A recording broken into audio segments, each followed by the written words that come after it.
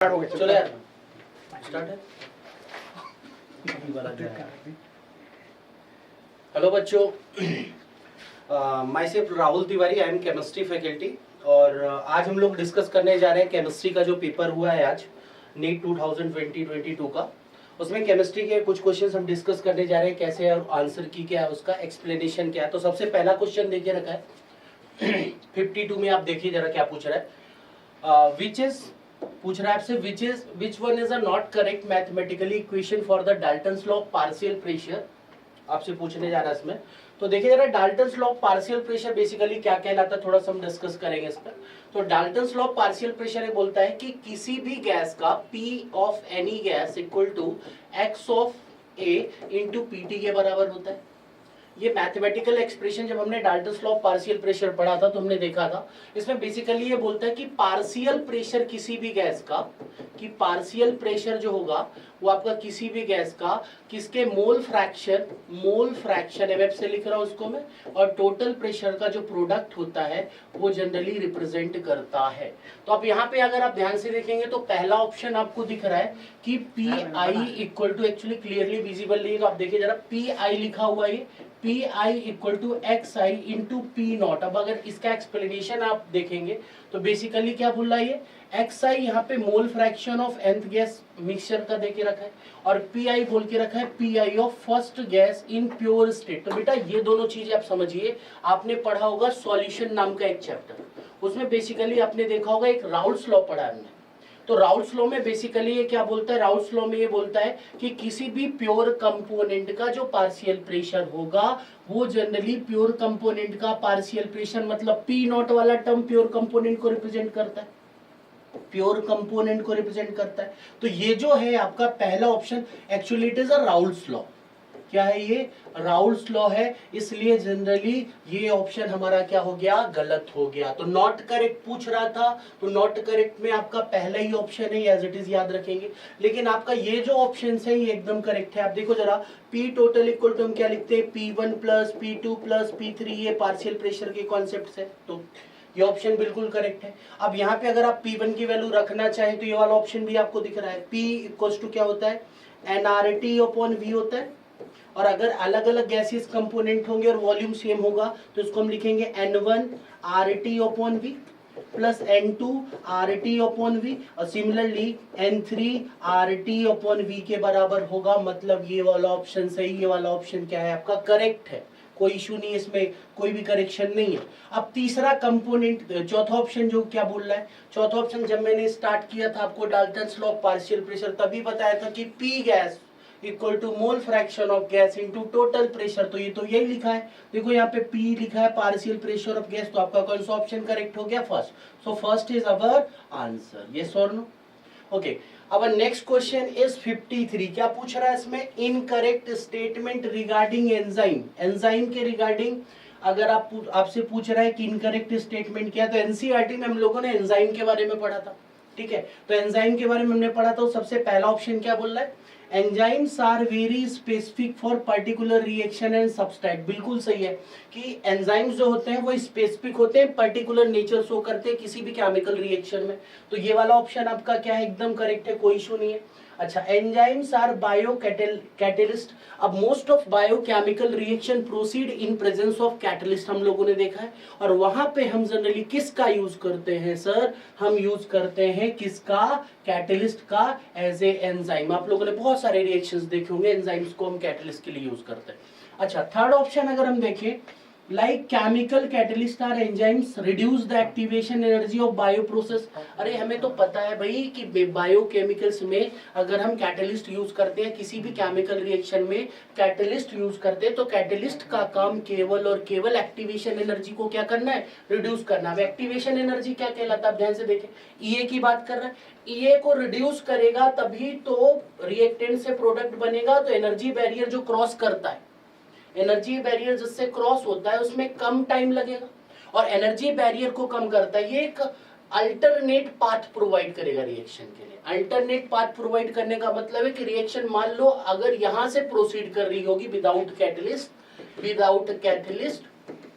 तो in presence of catalyst alternate path देगा, तो ये किसके प्रेजेंस में हो गया, in presence of catalyst, that's why it reduce क्या करेगा, एक्टिवेशन एनर्जी। और ईए क्या कहलाता, this is the value of EA. और ये हम कैसे निकालते हैं ईए ऑफ रिएक्शन, हमें पता है सर, ईए इक्वल टू क्या होता है, EA forward minus EA backward, so we can calculate the value of exactly activation energy. तो अवर करेक्ट ऑप्शन देखो लास्ट वाला क्या बोला है, enzymes are polysaccharide, it is not compulsory कि एंजाइम्स हमेशा पॉलीसेक्राइड होंगे। अगर यहाँ पे ऑप्शन में लिखता एंजाइम्स में be polysaccharide then it is correct. तो सब में एंजाइम पॉलीसेक्राइड नहीं होते, सो अपना इनकरेक्ट ऑप्शन जो है फोर्थ है। क्लियर है, यहाँ तक क्लियर है। अब देखो दूसरा हमसे अगला क्वेश्चन लेके आया, पूछ रहा है 54, क्या पूछ रहा है, मैच लिस्ट 1 एंड लिस्ट 2, आपको दोनों को मैच करना है। यहाँ पे एलिमेंट्स और कंपाउंड दे के रखे हैं, मॉलिक्यूल दे के रखा है, पहले में लिथियम दिया है, दूसरे में सोडियम दिया है, तीसरे में आपको पोटेशियम हाइड्रोक्साइड दिया है और चौथे में आपको सीजियम दे के रखा है। अब ध्यान से देखिए, पहला ऑप्शन बोला है लिथियम जो है वो क्या है, तो आपको याद होना चाहिए कि लिथियम का यूज हम लोग कहाँ करते हैं, लिथियम का यूज हम लोग करते हैं इलेक्ट्रोकेमिकल सेल्स में। हम लोगों ने इलेक्ट्रोकेमिस्ट्री पढ़ी थी, तो लिथियम मेटल का एज ए इलेक्ट्रोड यूज करते हैं, तो इसका हमें दिख रहा है कि lithium used eight electrochemical cells, पहला ऑप्शन है। तो ए का हमें दिख रहा है, ए का हमें ऑप्शन दिख रहा है सेकेंड, कोई इशू नहीं है इसमें। अब Na की बात करें, Na जो सोडियम है उसका यूज कहाँ करते हैं, तो हमें breeders reactors, coolant in breeders reactor, तो एक टाइप के रिएक्टर में कूलेंट की तरह मींस टेम्परेचर रिड्यूसिंग एजेंट की तरह हम किसको यूज करते हैं, सोडियम को यूज करते हैं। तो बी जो ऑप्शन हो गया उसमें जनरली आपका जाएगा, कौन सा ऑप्शन होगा बी के लिए, बी के लिए आपका ऑप्शन जाएगा थर्ड हो जाएगा, इसमें कोई इशू वाली बात नहीं है। अब देखो थर्ड ऑप्शन जो है KOH की बात करते हैं, तो बेटा हम कार्बन डाइऑक्साइड के बारे में जब पढ़ते थे तो हमने ये देखा था कि पोटेशियम हाइड्रोक्साइड जो एक कंपाउंड है वहां पे एज ए एब्जॉर्बेंट के लिए हम किसको यूज करते हैं, कार्बन डाइऑक्साइड को। तो यहाँ से सी ऑप्शन के लिए आपका जो करेक्ट मैच हो गया लिस्ट 2 में से वो हो गया फर्स्ट। और आपका फोर्थ जो है सीजियम, तो सीजियम हमें पता है कि फोटो इलेक्ट्रिक सेल्स में हम यूज करते हैं सीजियम का, तो डी ऑप्शन के लिए कौन सा वाला आपका करेक्ट मिल गया, आपका फोर्थ मिल गया। अब इससे आप देखिए जरा, ए का सेकेंड हो गया, बी का थर्ड हो गया, सी का 1 हो गया और डी का फोर्थ हो गया, तो कौन सा करेक्ट ऑप्शन हो गया आपका फर्स्ट वाला। क्लियर है यहाँ तक, आगे बढ़े फिर चलिए। अब देखिए जरा क्वेश्चन अगला जो देके रखा है 55 ऑर्गेनिक केमिस्ट्री से क्वेश्चन है, और एक्चुअली ये आपसे क्या पूछना चाह रहा है, ये डायएजोनियम आयंस के बारे में पूछ रहा है। तो डायएजोनियम आयन में आपसे क्या पूछ रहा है, ये पूछ रहा है primary aliphatic amines react with HNO2 to give unstable diazonium ion। बिल्कुल सही है कि प्राइमरी एलिफैटिक एमीन्स का अगर आप रिएक्शन कराते हैं किसके साथ, HNO2 के साथ, तो आपका डायएजोनियम आयन मिलेगा जो कि कैसा होगा, अनस्टेबल होगा। बिल्कुल सही है, लेकिन इसमें टेम्परेचर रेंज आपको एज इट इज याद रखना। आपको पता होगा कि डायएजोनियम आयन जो है वो जनरली स्टेबल होता है लेस देन 5 डिग्री सेंटीग्रेड, मतलब इसको मैं 278 केल्विन के नीचे रखूंगा तो स्टेबल होगा, कोई इशू नहीं है इसमें। अब दूसरा ऑप्शन क्या बोला है, primary aromatic amines react with HNO2 to form diazonium salt which are stable even above कितना बोला 300 केल्विन। तो ये बात तो गलत हो गई भाई कि 300 डिग्री पे स्टेबल नहीं है, मैंने बोला मैक्स टू मैक ये 5 डिग्री में हम बनाते हैं और यहाँ तक ये स्टेबिलिटी दिखाता है। तो आपका ऑप्शन सेकंड क्या हो गया, गलत हो गया। तो ये ऑप्शन आपका स्टेटमेंट सेकंड गलत है, तो statement first is correct and statement 2 is incorrect. Which one is the correct option sir, fourth one. Okay, अब नेक्स्ट क्वेश्चन इज 56। ये पूछ रहा है हमें क्लोरोबेंजीन के सिंथेसिस के बारे में। अब देखो जरा, क्लोरोबेंजीन हम कैसे बनाते हैं, क्लोरोबेंजीन अगर हमें फॉर्म करना हो तो बेटा अगर हमें बनाना हो तो जनरली हम कैसे बनाएंगे, which one is a suitable condition. तो बेटा एनसीईआरटी में डायरेक्टली एक लाइन दे के रखी थी, उसी से ये क्वेश्चन उठाया है कि अगर आप क्लोरोबेंजीन बनाना चाहते हैं सिंथेसिस करना चाहते हैं तो बेस्ट आपके लिए याद होगा कि आप बेंजीन ले लीजिए, बेंजीन की रिएक्शन क्लोरीन से करा दीजिए और आपको लेना पड़ेगा अनहाइड्रस FeCl3। अब ये अनहाइड्रस FeCl3 अगर आप लेंगे तो जनरली आपका बनेगा क्या, क्लोरोबेंजीन का सिंथेसिस होगा। तो जनरली आपका प्रोडक्ट कौन सा वाला सुटेबल रिएजेंट होगा sir, which one is a correct sir, second option is correct. Yes और नो, क्लियर है बच्चों? यहां तक आगे बढ़े। क्वेश्चन ज्यादा ट्रिकी नहीं आया था, अगर आप सिस्टमेटिकली नोट्स रिवाइज करते तो क्वेश्चन आपसे अच्छे से हो जाते। मैं मानता हूं कि आप अच्छा क्वेश्चन करके आए, कोई इशू नहीं है इसमें, ठीक है। अब देखो जरा 57 क्वेश्चन क्या बोल रहा है, identify the incorrect statement for following. आपको इनकरेक्ट स्टेटमेंट बताना है इसमें से, तो मैं वन बाय वन करके ऑप्शंस देख रहा हूं।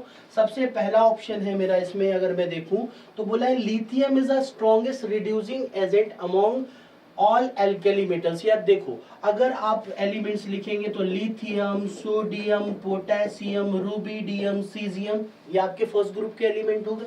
अगर आप इनमें से ध्यान से देखें तो स्ट्रॉन्गेस्ट रिड्यूसिंग एजेंट के लिए क्या याद होना चाहिए कि अगर वो रिड्यूसिंग एजेंट है, Ra की तरह बिहेव कर रहा है, तो जनरली क्या करेगा सर, सेल्फ करेगा आपका ऑक्सीडेशन और अदर्स का करेगा रिडक्शन। अदर्स का क्या करेगा, रिडक्शन। तो सेल्फ तरीके से ऑक्सीडेशन करने का मतलब है कि वहां पे वो जनरली गेन ऑफ इलेक्ट्रॉन नहीं, सॉरी, लॉस ऑफ इलेक्ट्रॉन करने की टेंडेंसी सबसे ज्यादा रखेगा, ये बोलना चाह रहा है। तो lithium exceptionally generally strongest using reducing agent है। तो आपका पहला वाला ऑप्शन क्या है, करेक्ट है, कोई दिक्कत नहीं है। अब बोला है alkali metals react with water to form their hydroxide, बिल्कुल सही है। एल्केली मेटल्स जो होंगे वाटर के साथ रिएक्ट करने के बाद हाइड्रोक्साइड बनाते हैं। तो देखो एल्केली मेटल्स मतलब M+H2O, it will form MOH along with hydrogen. तो कोई इशू नहीं है सर, ये ऑप्शन भी करेक्ट, ये ऑप्शन भी करेक्ट। अब हमें बताना है इनकरेक्ट ऑप्शन। तो देखो the oxidation number of K in KO2। अब देखो KO2 के बारे में अगर मैं डिस्कस करूं तो आप ध्यान से देखेंगे KO2 के बारे में, देखो जरा क्या डिस्कशन है, कैसे निकालेंगे हम। तो KO2 के बारे में मैं अगर आपसे डिस्कस करूं तो आपको ये लग रहा होगा एक्चुअल में कि पोटेशियम का चार्ज यहाँ पे +2, आपको लग रहा होगा +2 नहीं। अगर आप जनरली इसमें आप निकालना चाहे तो देखो एक्स रूल, जैसे हमने रेडॉक्स रिएक्शन में पढ़ा था कि sum of all oxidation number should be equal to किसके, 0 के। तो यहाँ से अगर आप निकालेंगे तो x+4 इंटू कितना हो जाएगा, सॉरी 2 इंटू कितना हो जाएगा, -2 इक्वल टू 0। और x की वैल्यू कितनी आ गई, -4 इक्वल टू 0, और x इक्वल टू आ रहा है +4, जो कि ऑप्शन में भी दे के रखा है, जिसको आप करेक्ट मानोगे। Actually it is a wrong, ये गलत है। क्लियर है यहाँ तक? क्यों गलत है सर? एक्चुअल में अगर आप यहाँ पे ऑक्सीजन से देखेंगे तो आपको याद होगा ऑक्सीजन बनाता है पर ऑक्साइड। क्या बनाता है सर? पर ऑक्साइड बनाता है, सॉरी सुपर ऑक्साइड बनाता है, पर ऑक्साइड नहीं, सुपर ऑक्साइड। तो यहाँ पे K के बारे में अगर आप डिस्कस करें तो सर K पे +1 चार्ज है और O2 एग्जैक्टली -1 चार्ज रख रहा है। तो इसके हिसाब से KO2 बन रहा है, तो K पे चार्ज +1 होना चाहिए, ना कि +4। तो ये स्टेटमेंट हो गया आपका incorrect. So your correct answer is third. Yes और नो, ये करेक्ट आंसर है आपका। तो इसमें आपका करेक्ट आंसर कौन सा वाला जाएगा सर? Third option. इनकरेक्ट पूछ रहा है आपसे तो थर्ड ऑप्शन है, कोई इशू नहीं। अब देखो which compound among the following not a aromatic compound. अब देखो हकल्स रूल के अकॉर्डिंग हमने पढ़ा है, डी बाई हकल रूल क्या बोलता है कि एरोमेटिक कंपाउंड के लिए हमें रूल जो है वो याद होना चाहिए, कितना होना चाहिए, 4n+2 pi electron, and compound should be planar. क्या होना चाहिए? Compound should be planar, compound should be क्या होना चाहिए, planar, and all carbon should be sp2 hybridized ना। तो सर मुझे तो यहाँ से डायरेक्टली आंसर दिख गया, sp2 हाइब्रिडाइज्ड कार्बन इसमें मुझे दिख रहा है, जो ऑप्शन है वो है फर्स्ट वाला। डायरेक्टली बोल देता हूँ सर, यहाँ लोन पेयर दिख रहा है, कंजुगेशन में होगा, तो डायरेक्टली मेरा फर्स्ट ऑप्शन है 58 वाला, कोई इशू नहीं। अब देखो 59 क्वेश्चन क्या बोल रहा है। 59 क्वेश्चन बोल रहा है at 298 kelvin the standard electrode potential of copper, Cu2+ बोला है इन्होंने, Cu बोला है, Cu2+ से क्या बना रहा है, Cu बना रहा है, कोई इशू नहीं है सर। Zn2+ से Zn बना रहा है, ठीक है। Fe2+ से Fe बना रहा है, ठीक है। Ag2+ से Ag बना रहा है। अब देखो आर दे के रखा है, इन सबकी वैल्यू दी है, मतलब आपको दे के रखा है स्टैंडर्ड इलेक्ट्रोड पोटेंशियल, ठीक है। अब क्या पूछ रहा है आपसे, on the basis of standard electrode potential आपको प्रेडिक्ट करना है which of the following reaction can not be proceed. तो बच्चों इसके लिए सिंपल सा है कि जिसका एसआरपी ज्यादा होगा वो नीचे वाले को क्या करेगा, नीचे आने वाले को क्या करेगा, डिस्प्लेस करेगा। भाई देखो हमने स्टैंडर्ड रिडक्शन पोटेंशियल के लिए पढ़ा है ना, स्टैंडर्ड रिडक्शन पोटेंशियल की सीरीज हमने पढ़ाई थी, उसी के बेसिस पे करना है। तो देखो जरा कैसे करना है इसको, अगर ध्यान से देखें तो अगर हम देखेंगे तो जिसका एसआरपी क्या होगा, सीधे सीधे बोल रहा हूं, जिसका एसआरपी ज्यादा होगा वो नीचे आने वाले को क्या कर देगा, डिस्प्लेस कर देगा। नीचे आने वाले एलिमेंट को क्या करेगा, वाले एलिमेंट को क्या करेगा, डिस्प्लेस करेगा। एलिमेंट को क्या करेगा सर, डिस्प्लेस करेगा। बिल्कुल सही है। अब देखो जरा इसको हम कैसे समझेंगे, जैसे मैंने बोला मैं एग्जांपल लिखना चाहता हूं, लिथियम, मान ली आलू जरा फीका पकाता है, क्लियर है यहाँ तक। इसके बेसिस पे देखो जरा कैसे, तो अगर मैं देखूं तो कॉपर और एजी में अगर आप ध्यान से देखेंगे तो एसआरपी कॉपर का क्या है, यहाँ पे आपको दिखेगा ज्यादा होगा, इसलिए एजी को क्या करेगा, डिस्प्लेस नहीं कर पाएगा। तो मेरा करेक्ट ऑप्शन दिख रहा है CuSO4 वाला। बहुत आसान है क्योंकि हमें पता है Cu जो होगा एजी को डिस्प्लेस नहीं करेगा। क्यों, क्योंकि एजी आता है बिलो द किसके, Cu के। तो एज इट इज आपका कौन सा ऑप्शन दिख रहा है, फर्स्ट वाला है, कोई इशू नहीं है। क्लियर है यहाँ तक, आगे बढ़े। Okay, so one next question is, इसमें बोला है एसिडिक स्ट्रेंथ पूछ रहा है आपसे, acidic strength of mono substituted nitrophenol is higher than phenol because of electron withdrawing nitro group. अब यहाँ पे देखो जरा, स्टेट 1 तो मेरे को बिल्कुल करेक्ट लग रहा है क्योंकि एसिडिक स्ट्रेंथ जो होगा मोनो सब्स्टिट्यूटेड नाइट्रोफिनॉल की बात कर रहे हैं ना, तो नाइट्रोफिनॉल की बात कर रहा है ये आपका, कोई इशू नहीं है। अब नाइट्रोफिनॉल की अगर बात करेगा, मोनो सब्स्टिट्यूटेड बोल रहा है, हायर देन किसके, फिनॉल के, तो फिनॉल के कंपेरिजन क्या होगा, ज्यादा होगा। बिल्कुल सही है, ठीक है, बिल्कुल सही है, बिकॉज इलेक्ट्रॉन विड्रॉइंग नाइट्रो। अब देखो यहाँ पे माइनस आई इफेक्ट लगा रहा है, नाइट्रो माइनस आई लगाएगा तो उस कंडीशन में आपका जनरली स्ट्रेंथ, एसिडिक स्ट्रेंथ किसका ज्यादा होगा सर, एसिडिक स्ट्रेंथ होगा जनरली किसका, इस वाले का ज्यादा होगा। तो यही तो बोल रहा है, acidic strength of mono substituted nitrophenol इस क्या होगा, ज्यादा होगा। तो इस कंडीशन में ये जनरली क्या होगा, मोर एसिडिक होगा। तो ये एकदम बिल्कुल सही है। अब यहाँ पे देखो इसने बोला है ऑर्थो नाइट्रोफिनॉल, सेकेंड स्टेटमेंट बोल रहा है ortho nitrophenol and meta nitrophenol and para nitrophenol will have same acidic strength as they have one nitro group attached to, क्या बोला इन्होंने, फिनोलिक रिंग। यार गलत बात है ये, अब ध्यान से देखो, अगर हम नाइट्रोफिनॉल की बात करेंगे तो इसने बोला है नाइट्रोफिनॉल एक बार ऑर्थो पे लगाएंगे हम लोग NO2 को, एक बार हम लगाएंगे पैरा पे ऑर्थो, एक बार मेटा पे लगाएंगे और एक बार लगाएंगे हम इसको किस पे, पैरा पे। तो पैरा पे लगाने पे ये अलग अलग एसिडिक स्ट्रेंथ देगा, ये आपको याद होना चाहिए। यहाँ पे OH आएगा सॉरी, और यहाँ पे आएगा आपका NO2, अलग अलग एसिडिक स्ट्रेंथ देगा। ये गलत बात है, हमने इसके बारे में डिटेल में पढ़ा है। तो ये स्टेटमेंट हो गया आपका इनकरेक्ट। तो करेक्ट ऑप्शन कौन सा है 60 का सर, 60 का करेक्ट ऑप्शन है statement 1 is correct but statement 2 is incorrect, fourth option is correct, yes और नो। अब बोलो आगे बोला है 61 में which of the following statement is not correct about diborane. कौन सा स्टेटमेंट डायबोरेन के लिए सही नहीं है। डायबोरेन क्या कहलाता है, B2H6 कहलाता है, आप लोगों ने पढ़ा होगा। B2H6 के बारे में काफी सारे क्वेश्चन इससे पूछता है। हम बोलते हैं ना हर साल डायबोरेट के बारे में पूछेगा, 3 सेंटर 2 इलेक्ट्रॉन स्पीसीज कौन सा है, ये पूरा फेमस क्वेश्चन है। तो B2H6 के बारे में डिस्कस करते हैं। Both boron atoms are sp2 hybridize. अब ये बोल रहा है कि both boron atom are sp2 hybridize. आपको याद होगा कि ये sp3 हाइब्रिडाइजेशन रखता है, 2 सेंटर्ड, और क्या बोला इन्होंने, 3 सेंटर 2 इलेक्ट्रॉन स्पीसीज है। तो पहले ही स्टेटमेंट क्या हो गया, गलत, ये sp3 है, तो इसलिए करेक्ट ऑप्शन ये है, बाकी तो सही होंगे। देखो मैंने बोला ना, देयर आर क्या बोला इन्होंने, 2 3 सेंटर्ड 2 इलेक्ट्रॉन स्पीसीज, बिल्कुल सही है। इसमें बोला मैंने 4 terminal BH bond are 2 centered 2 electron bond. अब इसके बारे में थोड़ा सा डिस्कस कर लेते हैं। देखो जरा B2H6 अगर आप ध्यान से देखेंगे तो कुछ ऐसा कंपाउंड होता है, ये रहा B2H6।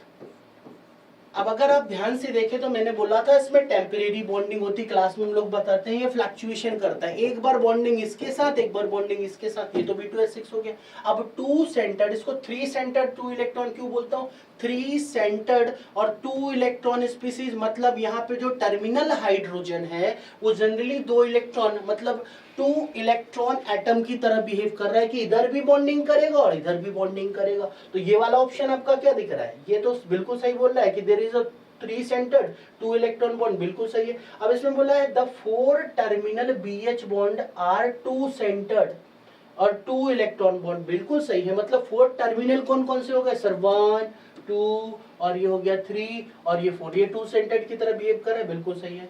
अगला बोला है 4 terminal hydrogen atoms are 2 boron atom lie in 1 plane. अब बेटा याद रखना इसका जो स्ट्रक्चर होता है एग्जैक्टली 3 डायमेंशनल, याद रहे कि BH3 जो होगा, ये जो BH बॉन्ड होंगे वे एक प्लेन में होंगे ऐसे, जस्ट लाइक दैट कि यहाँ पे ये हाइड्रोजन, यहाँ पे हाइड्रोजन, यहाँ पे एक हाइड्रोजन, यहाँ पे एक हाइड्रोजन, और ये वाला जो बोरॉन है एक बोरॉन ऊपर की तरफ, एक हाइड्रोजन ऊपर की तरफ, एक हाइड्रोजन नीचे की तरफ। तो मतलब इनके प्लेन्स क्या होंगे, इन्होंने बोला है लाइज इन 1 प्लेन, तो 4 तो एक ही प्लेन में लाई कर रहे हैं, देखो 1 2 3 4, और ऊपर वाला ये दोनों अलग अलग प्लेन में लाई कर रहे हैं, इस वजह से ये ऑप्शन भी करेक्ट है। तो अपना इनकरेक्ट ऑप्शन तो मैंने 61 बता दिया आपको, कोई इशू नहीं है। क्लियर है यहाँ तक, ठीक है, आगे बढ़े फिर। चलो अब देखो 62 क्या बोल रहा है। 62 क्वेश्चन बोल रहा है कि given below are 2 statement, one is labeled as assertion and other is labeled as reason। मतलब assertion reason का क्वेश्चन है। तो assertion क्या बोल रहा है, in particular point defect an ionic solid is electrically neutral। मतलब अगर एक कोई पर्टिकुलर पॉइंट डिफेक्ट होता है तो उसमें ये बोल रहा है कि आयोनिक जो होगा कंपाउंड वो कैसा होगा। आयोनिक क्या बोला है, फिर से पढ़ते हैं। बोला है कि in particular point defect ionic solid is electrically neutral even few of its cation are missing from its unit cell. Suppose मान लो ये एक यूनिट सेल है और इससे कैटायन क्या हो जाता है, कैटायन क्या होगा, इससे मिस हो जाएगा। तो सर उसमें इलेक्ट्रिकली न्यूट्रलिटी मेंटेन करने के लिए कुछ ना कुछ इलेक्ट्रॉन क्या करेंगे, उस स्पेस को ऑक्यूपाई कर लेंगे, बिल्कुल सही बात है। तो इन्होंने क्या बोला है इसमें, असर्शन बिल्कुल सही है पॉइंट डिफेक्ट में। और अगला बोला है रीजन में, in ionic solid Frenkel defect arises due to dislocation of cation from its lattice side to interstitial side. मतलब अगर इस लैटिस साइड को छोड़ के और किसी इंटरस्टिशियल साइड में चले जाते हैं ये कौन से कैटायंस, तो क्या हो रहा है, क्या पूछ रहा है interstitial side maintaining overall electrical neutrality. ये बिल्कुल सही बात है कि इलेक्ट्रिकल न्यूट्रलिटी स्टिल क्या होगी, मेंटेन होगी। मतलब स्टेटमेंट 1 भी करेक्ट है, स्टेटमेंट 2 भी करेक्ट है, लेकिन एक्सप्लेनेशन इसका प्रॉपर नहीं है। एक्सप्लेनेशन कैसा होता कि अगर मान लीजिए इस असर्शन को मैं कहाँ रख देता, इस रीजन को अगर ऊपर करते, रेसिप्रोकल करते, देन आपका ये ऑप्शन क्या था, करेक्ट था। तो इसमें क्या आ जाएगा, both A and R correct है but R is not a correct explanation of A. तो इस कंडीशन में आपका करेक्ट और आंसर कौन सा वाला दिख रहा है आपको, both A and R is correct but R is not a correct explanation of किसका बेटा A। तो ये 62 वाला भी हो गया, कोई दिक्कत वाली बात नहीं है, ठीक है। अब देखो 63 बोल रहा, बस 10 हो गया।